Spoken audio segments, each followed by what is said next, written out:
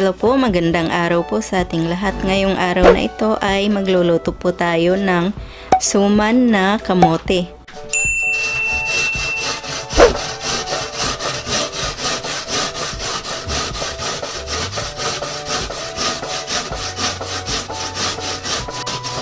Ganyan lang po kadali ang pag-shred or kayod ng ating kamote.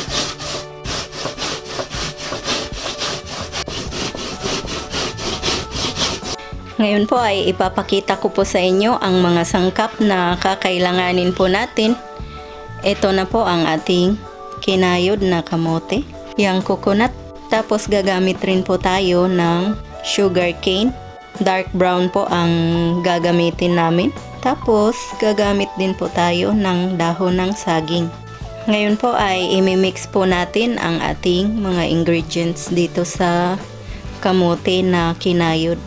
Una po nating gagawin ay lalagyan po muna natin ng asukal ang ating yang coconut.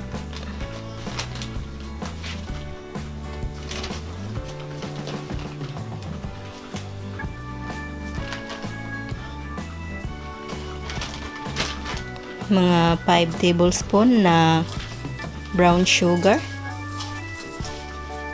Pero dadagdagan pa po natin yan kung magkulang po ang tamis.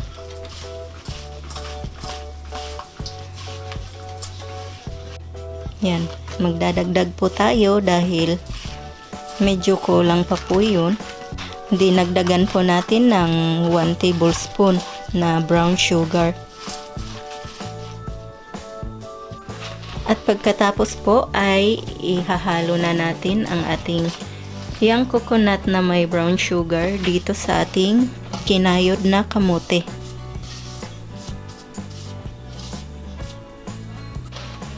Tapos hahaluin po natin.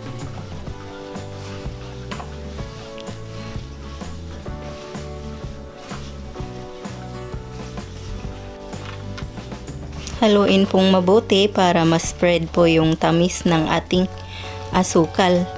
Kasi itong kamote na gamit po namin ay hindi po siya masyadong matamis. Pero kahit anong kulay po ng kamote ay pwede pong yun ang gamitin. Pagkatapos po natin na mahalo lahat ng mga sangkap ay babalutin na po natin sa ating dahon ng saging.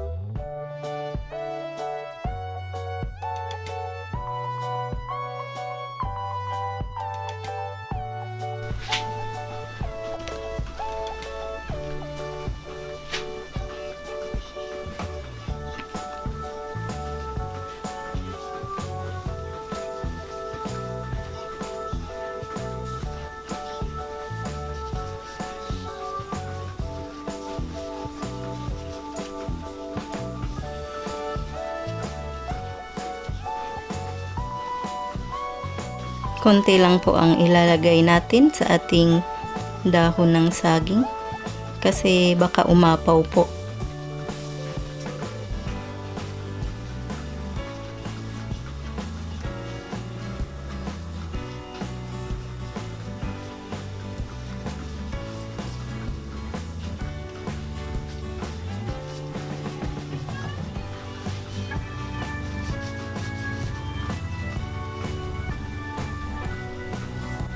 Mamaya po kapag natapos na po naming balutin tong suman ay ipapakita ko po sa inyo lahat na nabalot na.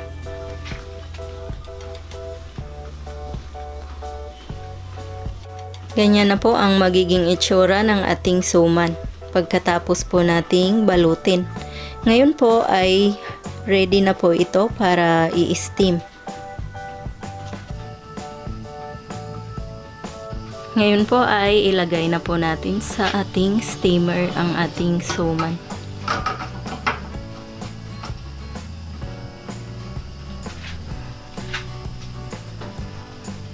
Mga 30 minutes po ay luto na po itong ating suman. Kaya babalikan po natin mamaya pagka umabot na po ng 30 minutes.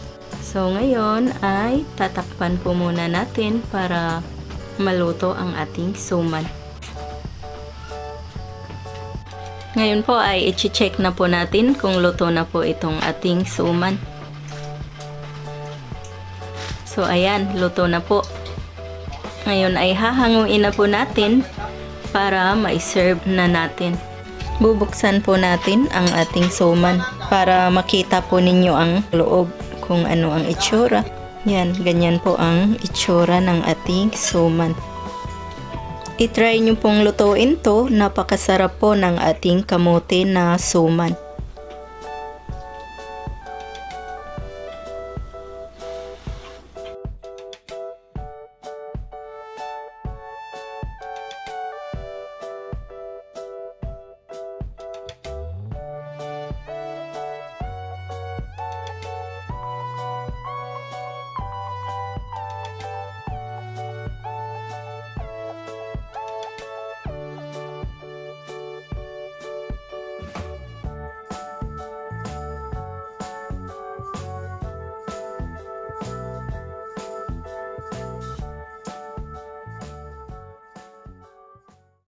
Ito na po ang ating finished product ng suman na kamote.